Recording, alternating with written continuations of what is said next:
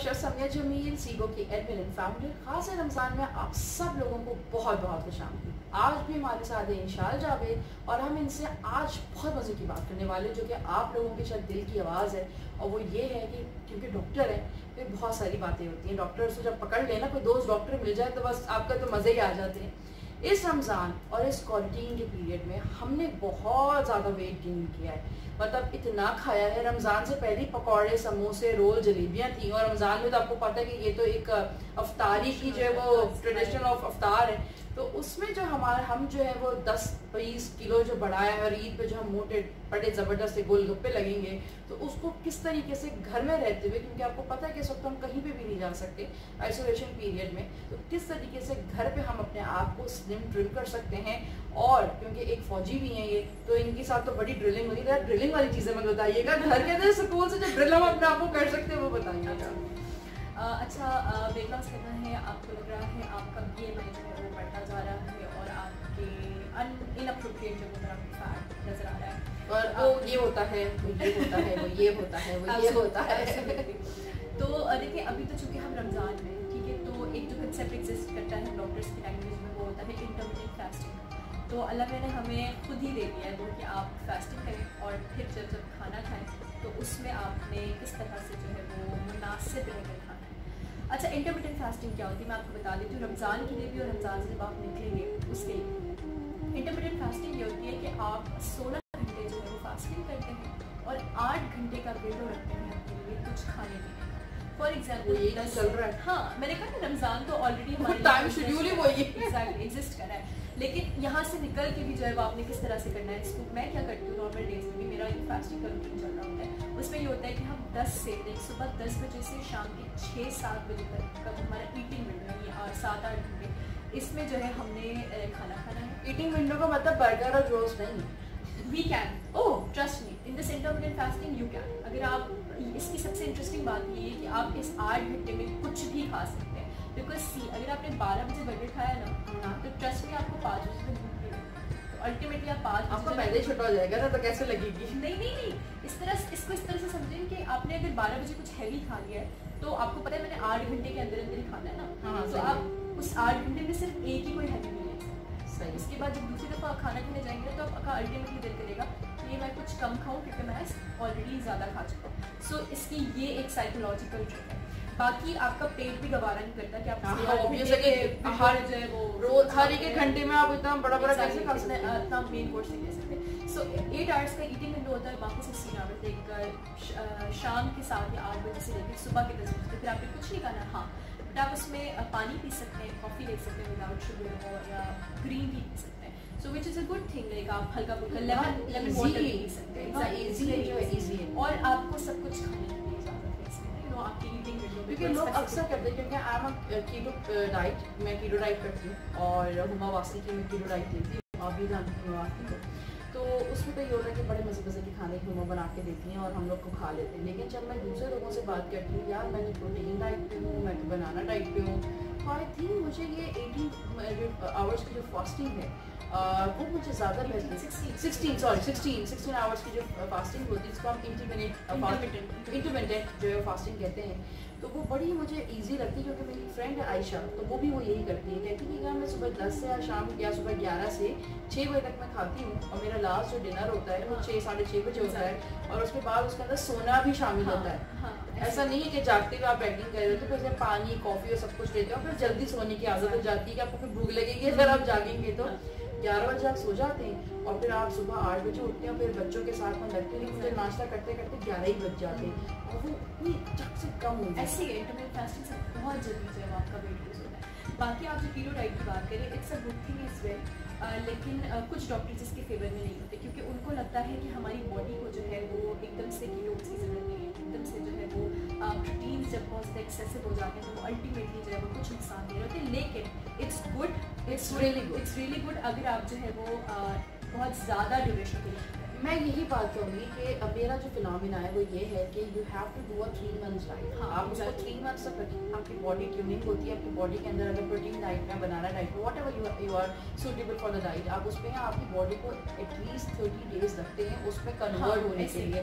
दुनिया का सर्कल ही 40 दिन का है, तो ऑब्वियस है कि वो आपको 30 days 25 days लगते हैं आपकी बॉडी ट्यूनिंग होने में। उसके बाद 2 months जो होते हैं वो आपको सपोर्ट करते हैं और आप श्रिंक हो जाते हैं। उसके बाद you have to be skip. अच्छा, मैं क्या करती हूँ इंशाल्लाह कि मैं हर 7-8 days के बाद चीटिंग करती हूँ और तबीयत से निहारी, बर्गर, पुलाव, बिरयानी सब खाती हूँ कि अगर कोई चीज़ आपके जिस्म से कम हो रही है तो आप उसको बैलेंस करें। और उसके अपने सप्लीमेंट्स लेते रहे, विटामिन सप्लीमेंट्स होते हैं वो भी लेते रहें और एवरी 3 months के बाद आप उसको स्किप करें 2 months के लिए, फिर you have to be start. तो मुझे 2 महीने जो आपके अंदर कमी हो रही होती है बाकी चीज़ें हो जाती हैं। क्या आपको लगता है जो लोग एकदम ड्रास्टिकली जो हर डाइट को लेना शुरू करते हैं, ये डाइट समझ में नहीं आ रही, वो नहीं आ रही, आपने खाना पीना नहीं छोड़ना। अगर आप खाना पीना छोड़ते हैं तो आप मज़ीद होते हैं। क्यों होते हैं? क्योंकि आप एकदम से बॉडी को स्टार्वेशन मोड पर लेकर जाते हैं और फिर जब बॉडी दोबारा से खाना शुरू करती है तो वो ज़्यादा खाती है, उसका मेटाबॉलिज्म चेंज होता है। Never do that, keep eating but इंसानों की तरह मुनासिब है। अफ्तार आप कर रहे हैं तो बहुत सिंपल सी चीज़ है, आप पकौड़े खाने का दिल कर रहे हैं, आप दिन में 4 डिफरेंट किस्म के पकौड़े बने, आप हर एक पकौड़े खा लें। उसके बाद आप लाइक जो भी जूस वगैरह पीते हैं विदाउट शुगर, मतलब मैं लाइक प्रेफर करती हूँ कि कोई लीमू पानी हो जिसमें मुझे पता है शुगर भी नहीं है, सिर्फ लीमू है और पानी है, उस तरह के fresh juices fresh juices P सकते हैं।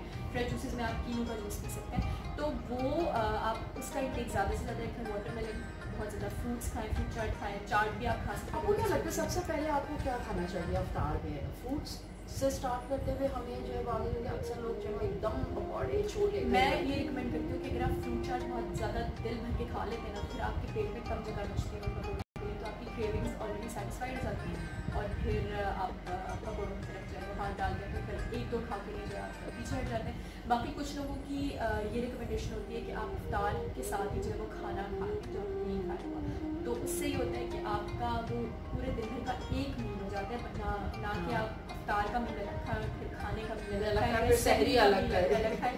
सो इट बिकम्स इक्वल ना कि दिन में हम 3 टाइम तो खाते ही होते थे यूजुअली। तो रोज़े का फिर मकसद नहीं रहता था, हम सोचते तो है कि हम रोज़ा रख रहे हैं, हम कुछ खा नहीं रहे, लेकिन हम एक्चुअली 3 टाइम का खाना तो अल्टीमेटली वही कैलोरीज जो है वो अपने आप को दे और डबल एग्जैक्टली। और इस हॉके में कि अब तो भूखा रहे पूरा दिन बहुत सारे। और कैलोरी की अगर मैं बात करूँ ना तो आप जो भी खा रहे हैं आप ये देखने की कोशिश करें कि उसका कैलोरी इंटेक कितना ज़्यादा है।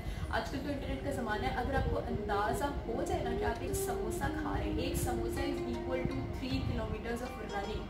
Can you imagine? मतलब आप एक समोसा खा रहे हैं और उसको बर्न करने के लिए आपको 3 किलोमीटर तक, जब तक आप रनिंग नहीं करेंगे तब तक वो बर्न आउट नहीं होगा। और वो सोचें जब आपकी बॉडी के अंदर जा रहा है तो आपके अंदर कितनी ज़्यादा फैट रिड्यूस कर रहा है। तो आप इससे अंदाजा समोसा की क्रेविंग, आलू का समोसा खतरनाक। एग्जैक्टली। अच्छा, हर जो चीज़ आप बाहर का खाते हैं या फिर कुछ भी खाते हैं उसके पीछे ना उसका कैलोरी लाइक मेजरमेंट आती है, उसके पैकेट में लिखी हुई आती है। तो मेरा ये है कि आप कोशिश क्या करें, हर बॉडी के लिहाज से उसकी रिक्वायरमेंट डिफरेंट होती है। मेरी ये कोशिश होती है कि मैं 1000 कैलोरीज से ज़्यादा जो है वो अपनी बॉडी के अंदर ना डालूँ, तो उससे ये होता है। और फिर उतना बर्न भी करनी है, लाइक 1000 में तो 5 मिनट तक एटलीस्ट बर्न आउट करूँ, वॉक करके, रनिंग करके, ट्रेडमिल करके, या किसी घर के अंदर क्या एक्सरसाइज, डांस, वर्कआउट्स होते हैं। कुछ वर्कआउट्स लाइक इस तरह से हो सकता है कि हम बहुत ज़्यादा लाइक वर्कआउट्स वीडियोस यूट्यूब पर होती हैं, तो कोशिश करें 30 मिनट्स तक जो है वर्कआउट ज़रूर करें और अपने आप को स्वेट आउट करें। जितना ज़्यादा आप पसीना निकाल, झाड़ू दे मासी नहीं है लेकिन मैं फिर भी सजेस्ट करूँगी कि एक्सरसाइज का टाइम ज़रूर निकालें। बिकॉज देखें, आप डाइट जितनी भी ज़्यादा कर लें, आप जब तक अपनी बॉडी को टोन नहीं करेंगे ना तो आप श्रिंक ज़रूर होंगे लेकिन आप हेल्दी नहीं होंगे। Exercise is very important to keep you healthy and fit. सिर्फ 30 मिनट दिन के आप मोबाइल फ़ोन में ज़ाया कर देते हैं। अगर आप अपने आप को देखें तो क्या ही बात है। मैं आपको ये इसी के साथ आज का जो एपिसोड है वो हम लोग ख़त्म करेंगे। और मैं ये बात बोलती जाऊँगी कि अगर हम अपना पोस्चर सही रखें अपने जिस्म पे, अगर हम झाड़ू भी लगा रहे हैं और अगर हम सही तरीके से पोस्चर लगाएं स्काउट शेप के अंदर, तो वो आपको एक्सरसाइज ही टोन दे रहा होगा। खाना क्योंकि हमें खुद बनाना है, हमारी हर चीज़ डबल ट्रिपल हो चुकी है। बहुत सारी ख़वातीन का ये मुझे मैसेज आया था कि अब हम लोग मासियों को ज़रूरत नहीं है क्योंकि हम लोग आदी हो चुके हैं। तो एक तो हमें अपना काम करने की आदत हो गई है और दूसरी चीज़ जो बहुत इंपॉर्टेंट है वो ये है कि कि हमें अपने आप को हेल्दी रखना है। मैं जो मील लेती हूँ it's really according to my calories, कि मेरी बॉडी और मेरी वेट और मेरी हाइट के मुताबिक मुझे वो देते हैं और I feel so light and happy. और इसी तरीके से बहुत ज़्यादा खाना भी जो है वो आपको उस वक्त तो बहुत हैप्पी फील कराता है, लेकिन उसके बाद आपको बहुत डिप्रेशन और आपको बहुत तकलीफ होती है। ये सबके साथ होता है। तो इट्स अ रियली इम्पॉर्टेंट कि हमें अपने आप को बहुत ज़्यादा ख्याल रखना है और अपने बच्चों को बचपन से ही सब्जियों की आदत डालें ताकि वो सब्जियां खाएं, उनकी भी हेल्थ, उनके बाल और उनकी आंखें बहुत अच्छी हों। मोस्ट ऑब्वियस है कि हम मुस्लिम्स हैं तो हमें तो प्रोटीन तो हमारा होता ही होता है और हमारे लिए बहुत ज़रूरी भी होता है। तो अपना बहुत सारा ख्याल रखिएगा और अगर कोई भी सवाल करना हो तो प्लीज़ कमेंट सेक्शन में सवाल कर सकते हैं। मैक्सिमम तौर पे वीडियो और सबसे पहले जाके मेरी YouTube चैनल को लाइक कीजिए, सब्सक्राइब कीजिए और नोटिफिकेशन बेल को लाइक कीजिए ताकि आपके पास ये सारी इन्फॉर्मेशन आती जाए और आप इसको एंजॉय करते जाएं। अपना बहुत सारा ख्याल रखिएगा। अल्लाह।